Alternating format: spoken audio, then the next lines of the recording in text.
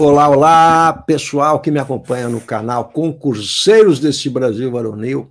Um joinha, um ok aqui, não esquece de dar um joinha, te inscrever no canal. Eu sou o professor Ricardo Russo, professor universitário, professor de concurso público há algumas décadas. Nem quero falar sobre o tempo. Eu quero conversar com vocês sobre o que aconteceu com o CNU, para a gente fazer uma reflexão, mas eu quero ampliar isso para a gente não ficar na discussão. Evidentemente que quem não conseguiu bom resultado no CNU está reclamando, e também quem foi aprovado e segue na sua vida lá no CNU com possibilidades e tal, enfim, está feliz com o resultado, né? A gente sabe disso. Mas de manhã eu abro aqui meu WhatsApp, né? E eu tenho lá o grupo do CNU ainda funcionando, a galera manda material, e o Márcio Farias, é isso, o Márcio Farias manda um recado para mim indignado, falando sobre o que tinha que ser anulado, o concurso, que o concurso é uma bagunça. E a opinião do Márcio, um abraço para você, a opinião do Márcio é a opinião de boa parte dos candidatos, ou seja, a imagem que o CNU e a Sesgran-Rio deixaram para quem é concurseiro é realmente uma imagem extremamente negativa, e a gente dá toda a razão ao Márcio na reclamação que ele tem, na reclamação como cidadão, como consumidor, né, como candidato de uma prova de concurso público, tudo isso a gente entende perfeitamente bem. Mas eu quero fazer uma reflexão mais a fundo sobre tudo isso, para a gente não ficar na superfície só fazendo as nossas reclamações, que precisam ser ouvidas, a gente tem que ouvir o candidato. Então, vamos lá. O que a gente... O meu lugar, eu sou professor, né, gente? Então, meu negócio qual é? Eu aprendi que o grande barato das relações humanas é a aprendizagem, é você estar aberto para aprender, né? A mesma coisa acontece com o professor, ele precisa aprender todo dia.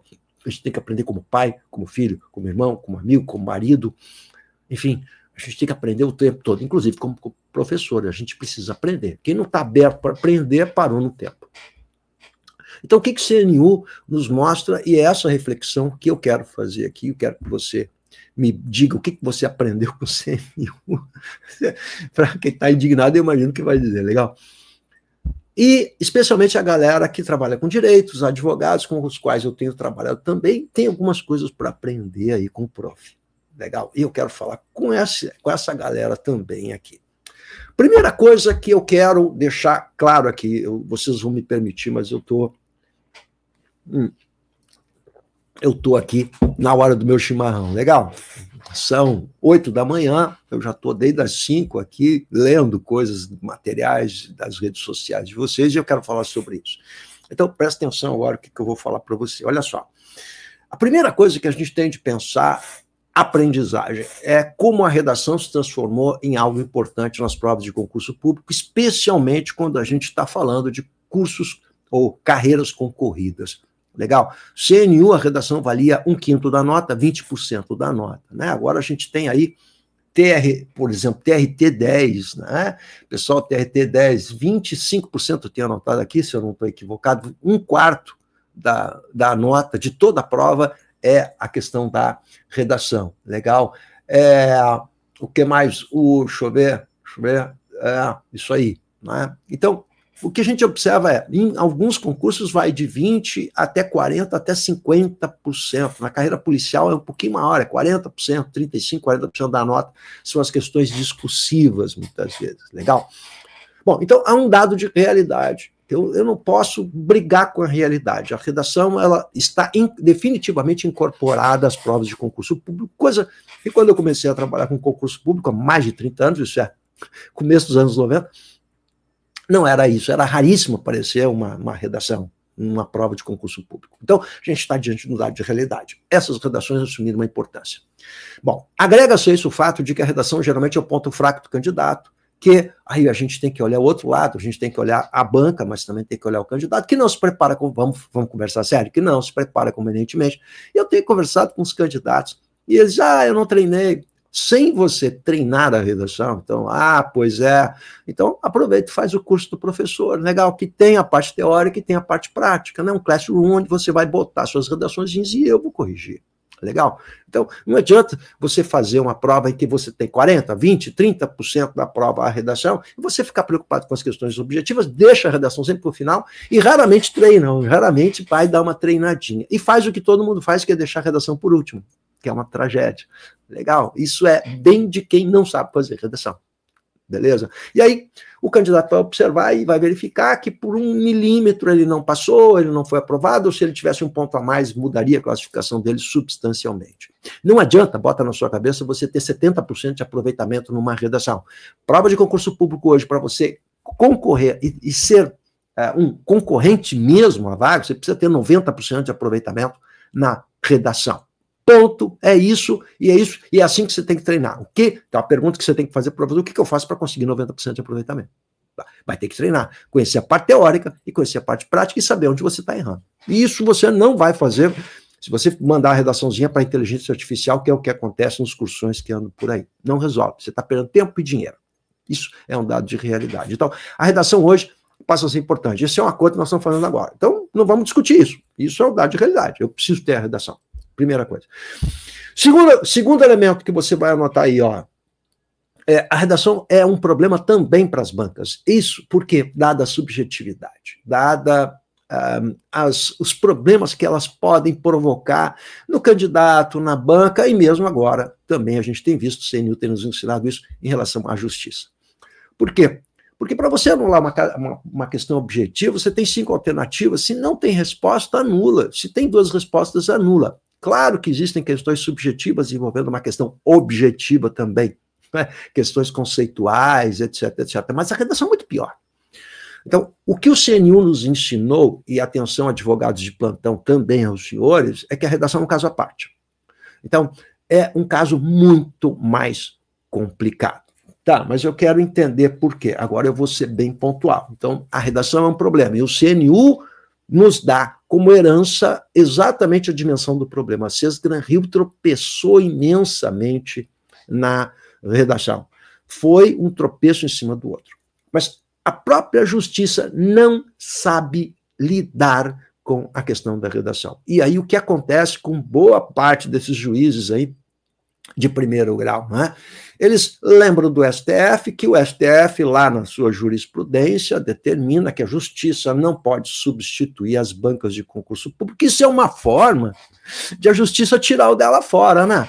Então, o que o juiz da primeira instância vai? Quando ele vê,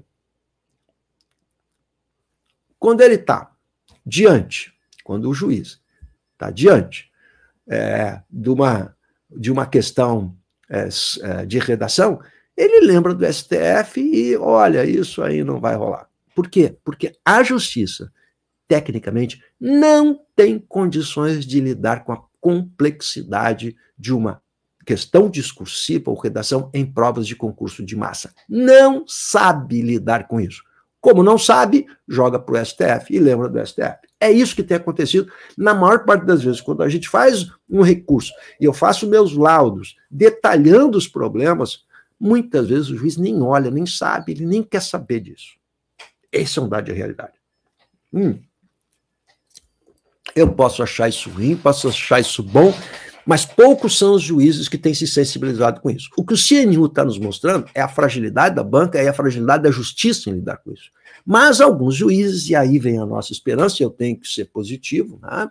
Alguns juízes começaram a perceber a complexidade do problema. Inclusive alguns advogados que também não têm obrigação de conhecer essa tecnicalidade do que é uma correção de uma redação, de um texto, de uma questão discursiva numa prova de concurso de massa. Não sabe o que é isso. E eu acompanho isso, meus queridos, há muitos anos, como professor de curso pré-vestibular, por exemplo, que foi a minha longa história, a minha longa trajetória. Então, eu sei muito bem e participei de bancas, participei de congressos, seminários a respeito disso, né? O quanto as universidades públicas, especialmente aquelas que são referência em concursos de massa, trabalharam a questão da redação ao longo de todo esse processo. Conheço muito bem isso. Então, isso existe toda uma tecnicalidade que vai muito além da questão da justiça. Agora vamos ver como se fala e se traduz isso na justiça.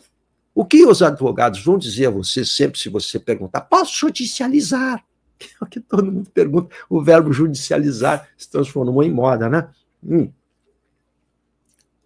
Posso judicializar, professor? A primeira coisa que o advogado vai dizer para você é a motivação do ato. Traduzindo isso, né, simplificadamente, é preciso que a banca justifique. Ou seja, há duas pontas nesse processo. Presta atenção você agora. O ato discricionário. O que é o ato discricionário? A banca determina que conteúdos vão cair. Isso é um ato discricionário. É a banca. A banca, por procuração, na verdade, em consonância com o órgão público, né? Com a empresa pública. Não é a banca para dizer simplesmente isso. Né? Mas qual o conteúdo que vai cair e como vai cair, que tipo de prova vai ser essa? Se vai ter redação, se não vai ter redação, que conteúdos vão cair, que conteúdos devem ser exigidos. Legal? Ora, isso chama-se ato discricionário. Então, você aí, candidato, você não pode reclamar do conteúdo. O conteúdo é muito extenso. Quem determina é a banca. Quando você assina o seu contrato, se candidata lá e se inscreve no concurso, você está aceitando as regras do jogo que estão estabelecidas no edital. E lá está, vai cair isso. Então, eu não posso reclamar nesse sentido. Mas isso é o ato discricionário. E as bancas têm se escudado atrás desse ato discricionário. Legal? Mas esse ato discricionário ele não existe de maneira solitária ou única. Ele não é o Deus absoluto, né, no céu. Não. Por quê? Porque existem outros fatores que são relevantes. E agora é que eu vou trazer a complicação aqui para vocês. Muito bem. Se eu tenho o ato discricionário, vejamos, então, como é que a gente classifica alguns problemas. Eu vou pegar o exemplo do TRT-10 CESP Brasília. E a banca do CESP, e eu já disse nesse canal aqui, vou reiterar, é uma das bancas melhores que eu conheço, as mais bem equipadas, as que mais se preocupam com isso. Mas vou pegar esse exemplo, legal? A banca diz o seguinte, a motivação do ato, ou seja, a justificativa, você vai receber a nota da redação, mas você precisa ter a justificativa por que descontaram pontos, para você poder contestar isso quando você fizer o recurso administrativo. Eu só posso fazer o recurso administrativo se eu souber o que eu errei. Muito bem. Então, vamos pegar o exemplo do CESP. CESP sempre atribui pontuação para a apresentação do trabalho. Presta atenção. Legal? Então, agora, por exemplo, TRT-10 vale 30 pontos a redação, 1,5 ponto vale a apresentação. Você vai dizer 1,5 ponto e 30, cara, meio ponto vai fazer toda a diferença. O cara vai correr atrás, vai ver que vai ser importante. Legal? Muito bem. O que acontece? O que é a apresentação? A apresentação é letra legível, a apresentação é margem à direita, encostar, vai até a margem à direita, até a margem à esquerda, a margem de parágrafo, legal? E aí ocorre o seguinte, CESP vai descontar de você. Então, você que fez TRT-10 vai descontar. Então, em vez de você receber 1,50, eles tiraram metade da nota, 0,75. E esse 0,75 vai fazer uma falta danada lá no final. Legal. Mas por que descontaram 0,75? Aí vem a justificativa para você. Mas a justificativa é um texto padrão, que diz assim, o que é a apresentação? A apresentação, elegibilidade, não é letra... Eu conheço o texto da CESP, sempre igual, gente, tá? Em tudo que é concurso. Não é letra bonita, é ser legível, compreensível, blá, blá, blá, blá, a margem não sei do que, blá, blá, a apresentação do trabalho. Legal? Mas não explica por que você perdeu aquele 0,75, só diz o que é o conceito.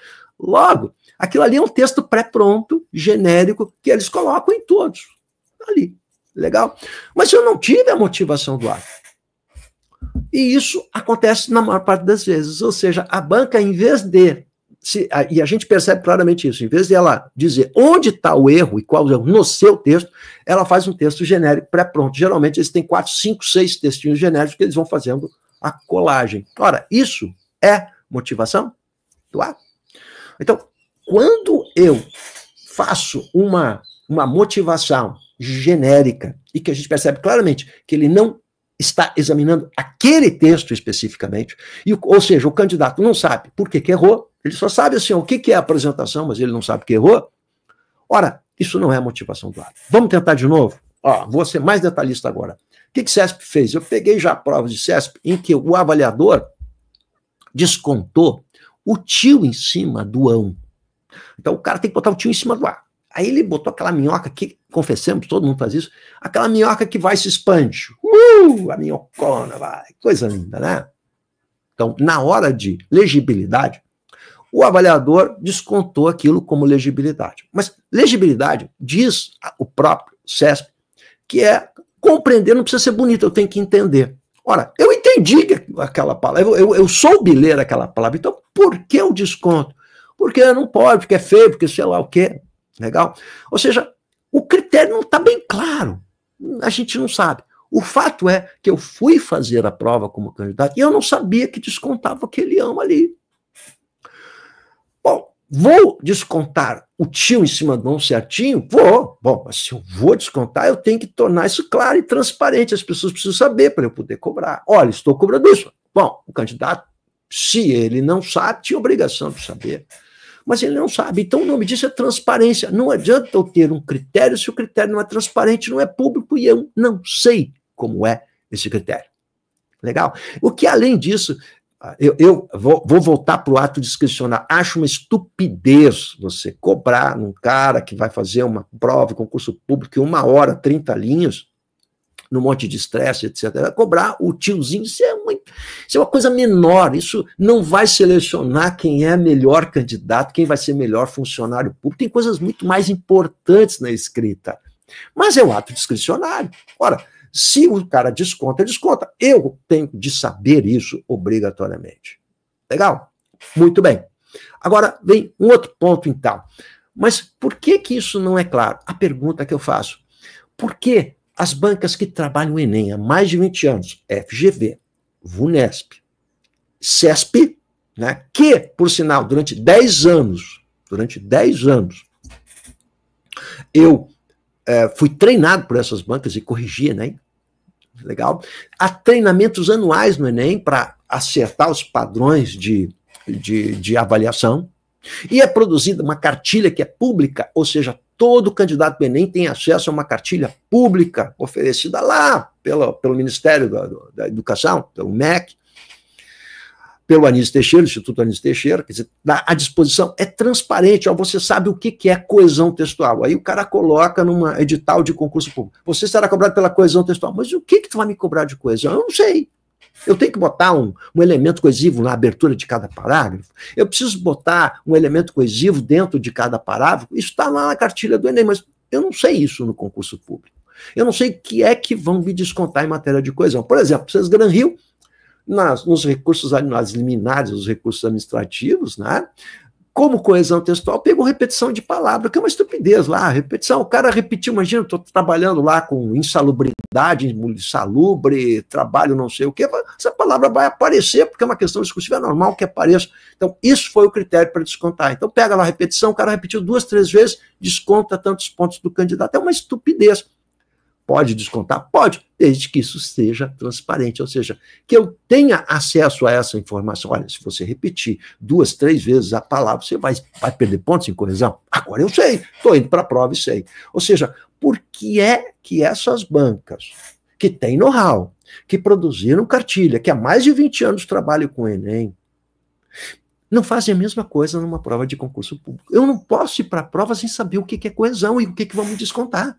Porque não há transparência. Então não adianta você exercer seu ato discricionário se esse ato discricionário não é público, notório e de conhecimento de todos. Não. Só quem conhece a banca. E aí ela lança mão do que interessa para ela no momento que ela quer lançar mão. Então ela tem, é o que a CIS Gran Rio fez. Então ela tem que justificar um desconto lá na parte de linguagem, de língua portuguesa. Então vai achar lá a repetição de palavras, foi aqui o desconto. Isso não é um ato discricionário, isso é um ato autoritário. Mas eu não acabei. Como é que a gente resolve isso? Então, de novo, a justiça não tem conhecimento, habilidade, know-how para lidar com isso, infelizmente. Né? Você não tem juízes sensíveis a isso, que entendam a complexidade disso, e pessoas que estejam ali dentro, nos tribunais, que trabalhem com linguagem, que possam, de fato, essas pessoas, né, mostrar a complexidade do que é você lidar com avaliações de redação em concurso de massa. É disso que nós falamos, né? Vamos aprender com as universidades públicas que fazem isso desde o final dos anos 70. Legal? Essa complexidade toda. Muito bem. Vamos a mais uma questãozinha agora aqui. E aí você me disse isso é ato discricionário. Atenção, você que é advogado, Mas me diga se isso é ato discricionário. Então, vamos lá. Ou onde eu encaixo isso na minha ação ordinária, agora reclamando da banca? Ó, vamos lá. Desafio, não sou advogado, quero que você me diga aí. Beleza? Vou pegar de novo o modelito TRT-10, porque eu estou trabalhando, estou debruçado na provinha do TRT-10, analista cargo 12. Legal? Tem um vídeo sobre isso aqui. Tá? Então procura no meu canal, se você fez TRT-10, dá uma olhadinha lá. Olha só, cara, o assunto e o tema para o analista cargo 12 é a questão da despersonalização, da personalidade jurídica, né? Então, o que acontece, né? Pede o conceito. O objetivo disso, né? Qual o objetivo disso, né? Explique o objetivo. Então, pede para explicar o objetivo, tá bom? Na hora que a gente vai ver o padrão CESP, CESP vai dar nota para você, se você, nota cheia, se você justificar. Não, parei um pouquinho. O enunciado da questão diz assim, explique o objetivo da despersonalização, blá, blá, blá. Tá, eu vou explicar o que é isso, legal. Mas o enunciado da questão não pede para justificar. Mas o padrão está lá, aparece justificativa. A justificativa está satisfatória ou não está satisfatória? Então, para dar nota justificativa. Mas o enunciado da questão não pediu justifique, só um pouquinho. Se eu estou fazendo, olha só, uma questão lá na faculdade, para os meus alunos de direito, eu sou professor também de alunos de direito e de jornalismo, né? E aí eu faço uma questãozinha e peço para explicar tal conceito. Se eu não botar justifique, eu não posso exigir que o candidato justifique, isso é óbvio. Isso qualquer um que lida com sala de aula cotidianamente e que faz questões, né, como eu, lá no ensino médio você aprende a fazer isso, porque eu fui treinado, eu tive curso de licenciatura, eu tive professora de prática de ensino que me mandava ir para o quadro, não era no tempo do GIS ainda, legal, em que a gente aprendia a como organizar uma sala de aula, como fazer uma prova, legal. A impressão que dá é que essas pessoas que estão fazendo a prova, eles não sabem fazer prova. E você pode ser um advogado brilhante, genial, maravilhoso, mas eu conheço vários que não sabem dar aula, que não sabe preparar uma prova, que não sabe avaliar o aluno. Isso é função do professor. Infelizmente, nós temos um problema seríssimo, e aí é outra discussão, nesse país, que é a formação de professores universitários, porque eles não têm formação para dar aula. Aí você pega um enunciado dessa questão que explique o conceito de personalidade jurídica. Tá bom, eu vou explicar. E aí, no padrão, diz assim, justifique. Mas, onde é que está a pergunta? Custava colocar, então, justifique? Então, como eu posso cobrar a justificativa se eu não pedir essa justificativa? Então, isso é ato discricionário ou o quê? Como é que a gente vai montar isso? Beleza? Então, olha só, o que eu estou dizendo para vocês é que as perguntas são mal formuladas. E eu aprendi uma coisa com gente que está acostumado a lidar com redações vestibulares e tem esse know-how. Quando a pergunta é mal feita, a resposta vai ser ruim. Isso é uma lógica, legal? Então, falta mais apuro técnico na elaboração das questões de provas discursivas de concurso público, ou a impressão que eu tenho é que o cidadão que faz o padrão não é o mesmo que fez a prova. Ou o cidadão que faz o padrão olhou para o explique o conceito e disse, é muito simplinho, eu vou complicar um pouco. Logo, o candidato tem que adivinhar o que é que a banca quer. Uma questão discursiva não pode ser um processo de adivinhação, gente. Isso não pode ser uma coisa paranormal. Agora, o que ele queria, eu vou adivinhar. Não pode. Ou está no papel escrito ou não está. Isso me parece tão simples e lógico. Ora, quando eu faço uma análise do padrão CESP, eu estou falando só de CESP agora, só como exemplo, mas não pensa que as outras... Eu pego o padrão CESP, olho o enunciado da questão, eu vejo o quanto há diferença entre o padrão. Então não adianta a minha redação estar de acordo com o padrão, não é o padrão só que eu preciso ver. Eu preciso ver a sua resposta, que é a redação, o padrão, e ligar isso ao enunciado da questão para ver se o enunciado está correto, se o enunciado é claro, se ele não é ambíguo, se ele está perguntando coisas subentendidas que você não tem obrigação de saber. Legal? Então, a complexidade da linguagem e o exercício técnico de você fazer questões claras e objetivas, com respostas claras e objetivas, isso tudo faz parte do processo. Mas isso está longe do ato discricionário. Então, olha como a complexidade de você lidar com a redação é muito maior do que lidar com questões ABCDE, com questões objetivas, não é? E o que o CNU nos traz? Essa possibilidade de sensibilizar os juízes em relação à produção textual, observar que nem a justiça está preparada para isso, nem os advogados que estão fazendo agora ações ordinárias têm tecnicalidade para lidar e saber isso, é óbvio que não, até porque não é função deles, legal? Mas o CNU deixou a nu a Sesgran-Rio. A Sesgran-Rio foi despida na sua ineficiência e ineficácia total, desde o edital. Um edital mal feito, ambíguo, sem clareza. Então, foi um edital em que a parte da redação simplesmente, olha, metade da nota é idioma, metade da nota é conteúdo. Foi isso que foi dito. E o que cai de idioma? Norma culta, coesão, coerência. Isso é o mundo. Legal? Posteriormente, resposta liminar, aí eles fizeram uma grade de descontos. Mas isso depois. Eu fui fazer a prova sem saber o que ia ser descontado. Eu fui fazer a prova sem saber que dos 100 pontos que valia a redação, se eu tivesse um errinho de gramática, apenas um, eu já perdia 5 pontos dos 100. 5 pontinhos, com um erro. Mas eu não sabia isso. A banca pode fazer isso? Claro que pode, ato discricionário. Mas e a transparência? Onde está? Eu só fui saber isso depois. Isso não foi oferecido para mim, você fez aí o seu recurso administrativo sem saber por que deram para você de 50 pontos de idioma, deram para você 35. Você perdeu 15 pontos no que exatamente? Eu não sei, ninguém sabia, ninguém tinha obrigação de saber por quê. Porque não estava no edital.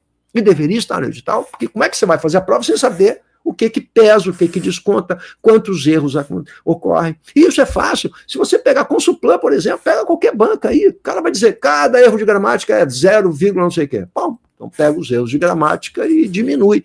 É fácil de você saber, não é? Sesgran-Rio não. Sesgran-Rio foi o símbolo da ineficácia e da ineficiência, e eles estão pagando preço até hoje por isso. Mas a redação, torna a dizer, para fechar agora aqui, foi o principal problema. Né? E tem sido um problema para todo mundo.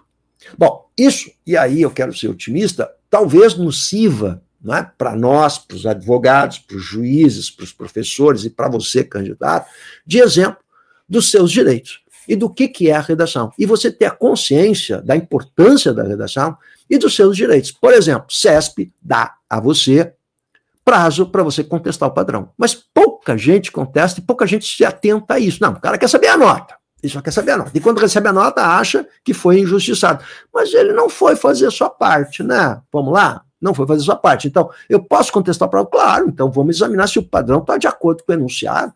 E vamos reclamar se há imprecisões no padrão. Você tem prazo para isso. CESP dá prazo para isso. Sesgran-Rio não deu prazo para ninguém. Consulplan não dá prazo para ninguém. Legal? E isso é permitido ou não, esse prazo? Eu tenho direito de contestar ou não? É outra questão que eu jogo aqui para você fazer uma reflexão. Então, qual é o objetivo desse meu vídeo?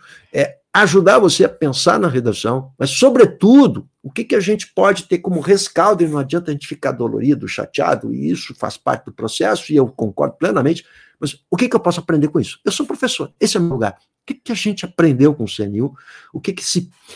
A importância da redação e o que a gente pode fazer daqui para diante para melhorar nosso rendimento na redação e não ficar dependendo de recursos e se dar conta da importância da redação numa prova de concurso público a partir de agora. Ou seja, o CNU, para mim, é um recorte importante de uma nova ideia que a gente passa a ter a respeito da importância da redação, especialmente dos critérios de correção, da clareza de correção, dos erros. A Sesgran-Rio foi um exemplo de incompetência em todos os sentidos, especialmente em relação à produção textual. Dá um joinha aí, então, vou deixar para você aqui o meu link, meu WhatsApp, para você tirar dúvidas e, enfim, para ficar à disposição de vocês aí. Tá ligado? Tamo juntos.